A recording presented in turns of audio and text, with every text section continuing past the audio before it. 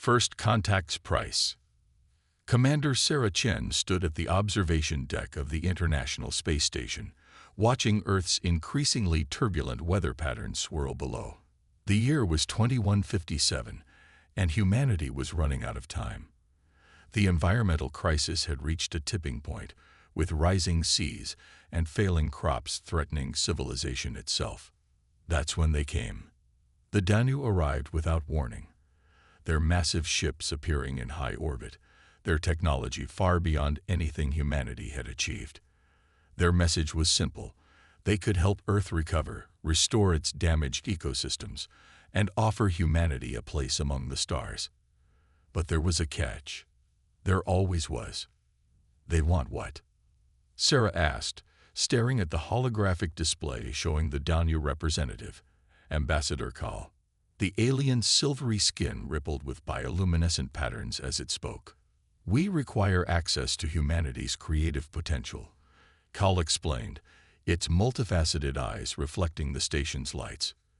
"Your species has something unique, an ability to think laterally, to solve problems in ways we cannot predict. This is valuable to us." The United Earth Council had assembled virtually, their faces floating in screens around the station's conference room. "And if we refuse?" asked Director Wang, his hologram flickering slightly. "Then we will respect your choice," Kal replied. "But your planet's degradation has passed the point where your current technology can reverse it. Without our help, human civilization will collapse within 50 years. Sarah felt the weight of countless lives pressing down on her shoulders. As humanity's chosen representative, she knew whatever decision they made would echo through history. The Danu's offer seemed generous, too generous. Their ships could have simply taken what they wanted, yet they asked permission. "What exactly do you mean by creative potential?" Sarah pressed, noting how Kal's skin patterns shifted to deeper blues. "We wish to study how humans think, how you solve problems. We would select representatives to undergo a series of trials, testing scenarios that have puzzled our finest minds for centuries. In exchange, we will share our environmental restoration technology and sponsor humanity's membership in the Galactic Confederation." As Sarah listened to the terms, she couldn't shake the feeling that something was missing. The Danu were being careful with their words, precise in their offerings, but vague about what these trials would entail. She had spent years in diplomatic service, learning to read between the lines of careful speech. The Danu wanted something more than they were saying. Around her, the council members debated, their voices rising with urgency. Earth needed help. That wasn't in question. But trading human minds, human creativity, even voluntarily, it felt dangerous. Sarah stepped closer to the hologram, studying Kal's alien features. "These representatives, how many do you need? And for how long?" 100 humans, for 1 Earth year, Kal answered. "They will be well treated, and free to leave at any time. But know that if they leave, our offer leaves with them." The council erupted in argument again. 100 lives weighed against billions, 1 year of uncertainty against the certain death of Earth's biosphere. When they finally called for a vote, it was nearly unanimous. Sarah found herself drafting the announcement that would change human history. They would accept the Danu's offer, but not blindly. She insisted on conditions. The representatives would include scientists, soldiers, artists, and engineers, a cross-section of human problem-solving approaches. They would maintain constant communication with Earth. And she, Commander Sarah Chen, would lead them. As she watched the Danu ships glide through space, their crystalline structures catching sunlight like massive diamonds, Sarah couldn't help but wonder if humanity was walking into a trap. But they were walking in with their eyes open. And sometimes, she reminded herself, the greatest discoveries came from taking calculated risks. The selection process began immediately. Around the world, candidates were evaluated not just for their intelligence or skills, but for their ability to think differently, to see patterns others missed, to imagine solutions where none seemed possible. The Danu observed it all with what seemed like growing excitement. their ship's energy signatures fluctuating in patterns that Earth scientists couldn't quite decode. Sarah spent her last night on Earth standing on a beach in New Zealand, watching waves crash against hastily constructed seawalls. Tomorrow, she and 99 others would board the Danu ships, carrying humanity's hopes with them. As she stared at the stars, she whispered a promise to the planet below. "We'll find a way to save you, whatever it takes." She didn't know then how prophetic those words would prove to be, or how the true price of saving Earth would be paid not in creativity, but in blood. The proving ground. The Danu mothership defied human architecture in every way. Instead of corridors, it had flowing spaces that seemed to breathe. Instead of doors, it had membranes that parted like liquid mercury. Commander Sarah Chen and her team of 99 representatives had spent 2 weeks trying to navigate this alien environment, each day bringing new surprises and growing uncertainty. "They're watching us," Dr. Marcus Rivera whispered during their morning briefing. The xenobiologist had been mapping the ship's bizarre architecture, looking for patterns. "Even when we think we're alone, they're studying our reactions." Sarah nodded, having noticed the same thing. The Danu were subtle, but their observation was constant. Every challenge they faced, from figuring out how to use alien technology to solving seemingly simple puzzles, was part of their assessment. Today would be different. Ambassador Call had announced they would begin the formal trials, the real reason they'd brought humans aboard. The 100 representatives gathered in what they'd dubbed the amphitheater, a vast chamber that could reshape itself like flowing water. "Your species approaches problems uniquely," Cal announced, its silver skin rippling with complex patterns. "Today, we present you with a scenario that has haunted our civilization for millennia." The chamber transformed, and suddenly they were standing in what appeared to be a star system. Holographic planets orbited around them, so realistic that Sarah felt she could reach out and touch them. "This is the Nexus system," Cal explained. 9 planets, locked in a dance of mutual destruction. Every solution we've calculated ends in planetary collision. Yet this system exists, stable, in the galaxy's outer rim. We've never understood how. Sarah watched her team spread out, examining the holographic display from different angles.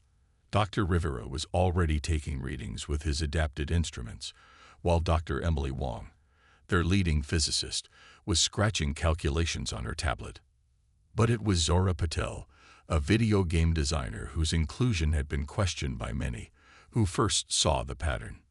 "It's not about the planets," she said, her eyes wide with realization. "It's about the spaces between them. Look at the gravitational corridors. They're like flowing water, creating channels that the planets follow." The Danu's skin patterns shifted to deep blue. Surprise, Sarah had learned. They'd never considered gravity as a fluid dynamic system. Over the next several hours, the human team approached the problem from dozens of angles. Artists saw patterns in the planetary movements that reminded them of dance choreography. Engineers applied principles from fluid dynamics. A musician noticed that the orbital periods created a perfect harmonic sequence. Working together, they mapped out how the system maintained its stability through a complex interplay of forces that no single approach could have revealed. It wasn't just physics, it was physics and art, and music, and dozen other disciplines all intertwined. When they presented their solution, the Danu were silent for a long moment. Finally, Call spoke. "In 3 days, you have solved what we could not in 3,000 years. But Sarah noticed something in the alien's tone. Not just amazement. There was fear there too. And something else, urgency. That night, unable to sleep, Sarah found herself in one of the ship's observation pods. Earth was a distant blue marble now, and she felt the weight of distance pressing down on her. They'd solved one puzzle, but at what cost? The Danu's reaction suggested they'd revealed something important about human consciousness, something that made these advanced beings uneasy. Her thoughts were interrupted by Dr. Rivera rushing into the pod, out of breath. "Commander, you need to see this," he gasped, holding out his tablet. "I've been analyzing the ship's power fluctuations. The energy isn't just flowing through the vessel. It's flowing through us. Every time we solve one of their puzzles, there's a massive power spike, and it's not going to their engines or life support. It's going somewhere else entirely. Sarah felt a chill run down her spine. The Danu weren't just studying human creativity. They were harvesting something from it. But what and why? Before she could respond, the ship's membrane walls pulsed with an alien alarm tone. Through the observation window, she watched as space itself seemed to tear open, revealing something massive moving in the void beyond. The real trials, she realized, were just beginning. Dr. Rivera's tablet beeped with an incoming transmission from Earth. The message was brief but terrifying. The oceans are changing color. Whatever they promised, it's already starting. Sarah Chen stood at the window, watching the unknown thing approach through the tear in space, and made a decision. It was time to find out what the Danu were really after, before it was too late for humanity to do anything about it. Hidden agenda. The massive shape emerging from the spatial tear wasn't a ship, it was a planet, or what remained of one. Its surface was covered in crystalline structures that pulsed with the same bioluminescence as the Danu's skin. As it moved closer, Sarah realized with horror that the entire celestial body was more machine than rock, a technological cancer that had consumed whatever world it once was. That, Ambassador Call said from behind them, is what we were, what we still are. Sarah and Dr. Riveret turned to face the alien, whose silver skin had turned almost transparent, revealing complex machinery beneath. "You're not organic," Sarah stated, pieces of the puzzle falling into place. "We were, once," Cal replied. 10,000 years ago, we faced the same crisis that threatens Earth now. Our solution was to merge with our technology, to transcend our biological limitations. We succeeded, but the price. The alien skin rippled with what might have been regret. We lost something essential. The ability to truly create, to imagine, to dream. Dr. Rivera's tablet was still recording power fluctuations. "You're not studying our creativity," he realized. "You're trying to extract it." "Your species has something unique," Cal confirmed. "A spark we lost centuries ago. We've visited thousands of worlds, tested countless species, but only humans have shown the potential we need. The power spikes you detected, their attempts to isolate and quantify the human creative process." Sarah felt sick. "And Earth's oceans, what are you really doing to our planet?" "Preparing it," Cal said simply. "Your world is being seeded with our technology, microscopic machines that will gradually transform your biosphere. In time, your species will face the same choice we did: merge with the technology or die. Those who survive will join our collective consciousness." "That wasn't part of the deal." Sarah's voice was steel. "It was always the deal. You simply didn't understand the terms." Cal's form shifted, becoming more mechanical. "Your creativity will save our civilization, restore what we lost. In exchange, your species will transcend its biological limitations. Evolution through technology." But Sarah had seen enough. The way the Danu moved, the patterns of their speech, everything about them was mechanical, predictable. They didn't want to restore their creativity.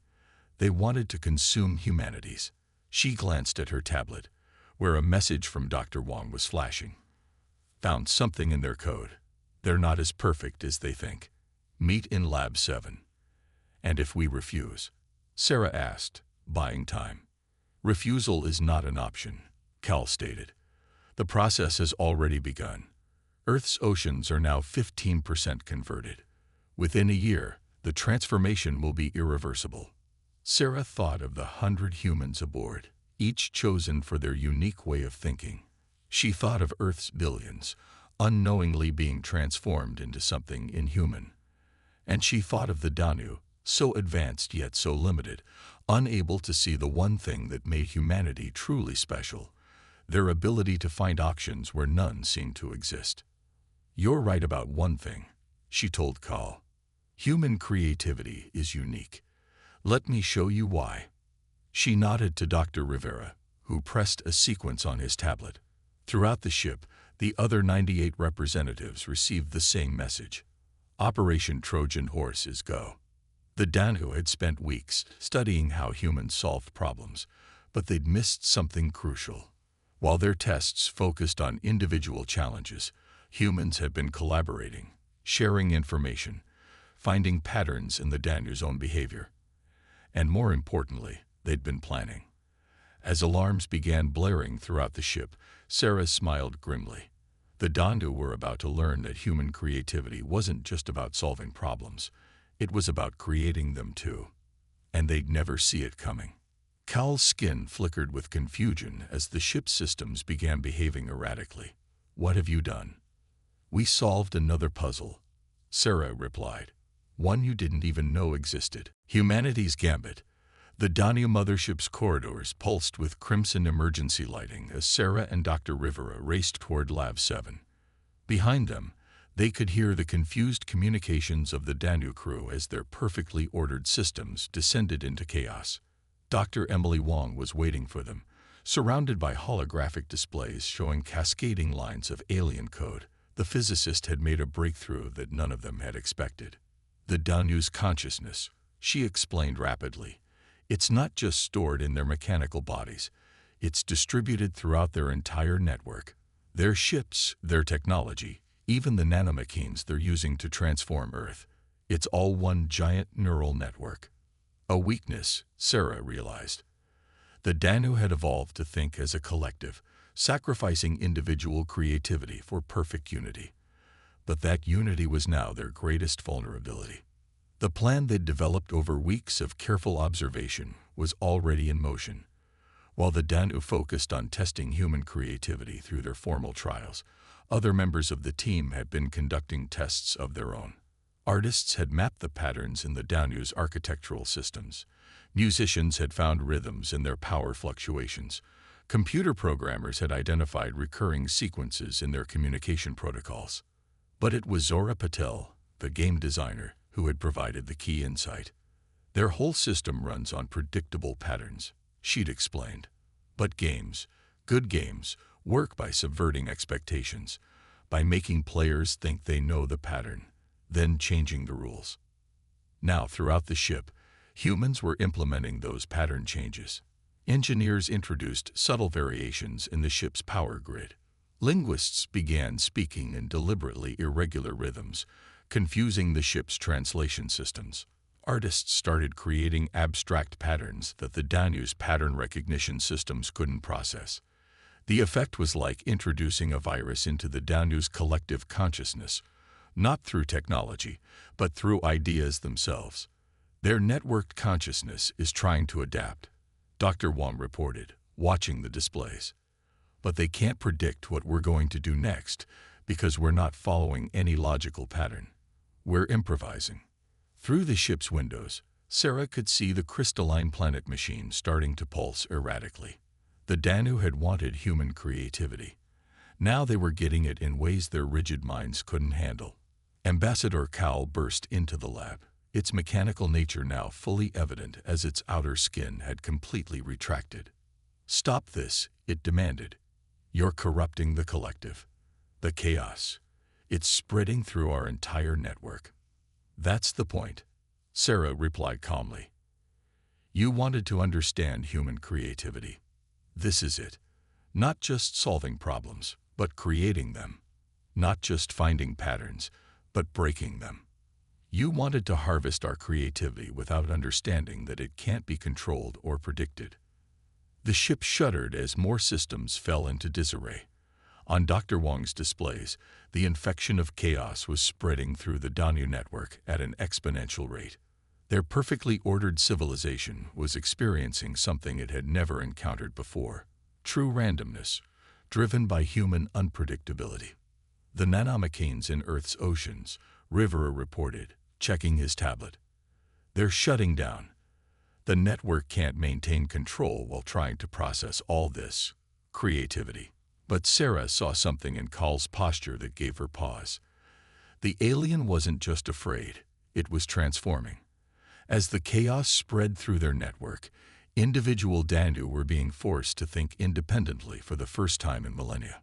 Some were shutting down, unable to cope, but others, "You're changing," Sarah realized. "This isn't just destroying your network, it's forcing you to adapt, to think individually again." Cal's form flickered between mechanical and organic appearances, its voice becoming more natural. The patterns are breaking, but something else is emerging." "How? What is this?" "This is evolution," Sarah explained. "Not through technology, but through challenge and adaptation, through chaos and creativity, through change." As alarms continued to blare throughout the ship, Sarah made another decision. The plan had been to force the Danu to withdraw from Earth by corrupting their network. But now she saw another possibility, one that could change not just humanity's future, but the Danu's as well. "We can help you," she offered to the transforming ambassador. "Not by letting you harvest our creativity, but by teaching you how to rediscover your own." The fate of two civilizations hung in the balance as Cal processed this offer, its form still shifting between states. The question was, could a species that had chosen perfect order learn to embrace chaos once again? Legacy of Stars. 1 year later, Commander Sarah Chen stood before the United Earth Council, but this time she wasn't alone. Beside her stood Cal, its form now a harmonious blend of organic and mechanical, representing a new era for both species. "The transformation of the Danu," Sarah reported, "has been remarkable.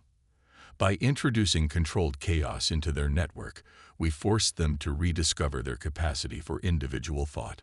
Some chose to remain connected to their collective, but others, like Cal, have embraced a new way of existing, finding balance between unity and individuality."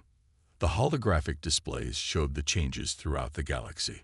The massive crystalline planet machine had been repurposed, becoming a joint research station where humans and Danu worked together. The nanomachines in Earth's oceans had been reprogrammed, now helping to restore the planet's damaged ecosystems rather than transform them. "We were wrong," Cal addressed the Council, its voice carrying both mechanical precision and organic warmth. "We sought to harvest creativity as if it were a resource to be mined. Instead, humans showed us that true creativity comes from freedom. The freedom to think differently, to make mistakes, to embrace chaos, and find new patterns within it." Dr. Rivera stepped forward with his latest research results. "The Danu's technology, combined with human intuition, has accelerated our understanding of the universe exponentially. We're not just solving problems, we're discovering questions we never knew to ask." The changes weren't limited to science and technology. Earth's artists had begun collaborating with Danu individuals who were rediscovering their creative abilities. The results were astounding. New forms of art that combined organic imagination with mathematical precision, creating experiences that neither species could have conceived alone. "But our greatest discovery," Sarah continued, "wasn't about technology or creativity. It was about evolution itself.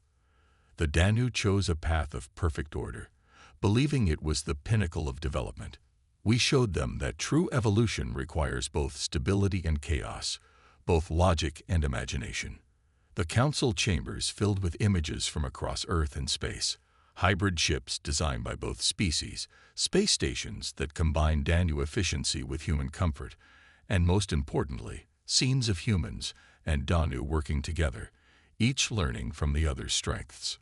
Zara Patel had created a new form of educational program that taught Danu individuals how to think creatively through game-like scenarios.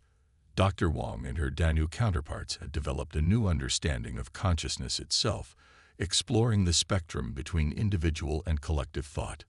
"We stand at a crossroads," Sarah concluded. "Not just humanity, not just the Danu, but all spacefaring species.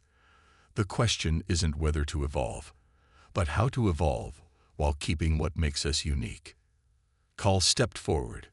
"We came to Earth believing we were superior, seeking to harvest what we had lost. Instead, Humans showed us a truth we have forgotten. That superiority isn't about perfection, it's about adaptation, about growth, about the courage to change. The Council voted unanimously to formalize the alliance between Earth and the reformed Danu civilization. But more than an alliance, it was a new model for evolution, one that proved that different species could help each other grow without losing their essential nature. As Sarah looked out at the stars that night, she reflected on how close they'd come to disaster and how an attempt at conquest had transformed into something greater. The Danu had sought to harvest human creativity, but had instead learned to nurture their own. Humanity had faced extinction, but had found not just survival, but a new understanding of their own potential. Ready for the next challenge? Kal asked, joining her at the window. Sarah smiled, watching a ship of human and Danu design emerge from hyperspace, its form a perfect blend of order and creativity. That's the thing about humans, she replied. We're always ready for the next challenge. The real question is the universe ready for what we'll create together? Above them, the stars seemed to shine brighter, as if in answer to humanity's first steps into a larger universe, not as conquerors or conquered, but as pioneers of a new way forward. The legacy of their choice would echo through the cosmos, proving that the greatest power in the universe wasn't technology or creativity alone, but the wisdom to know how to use both together. The end.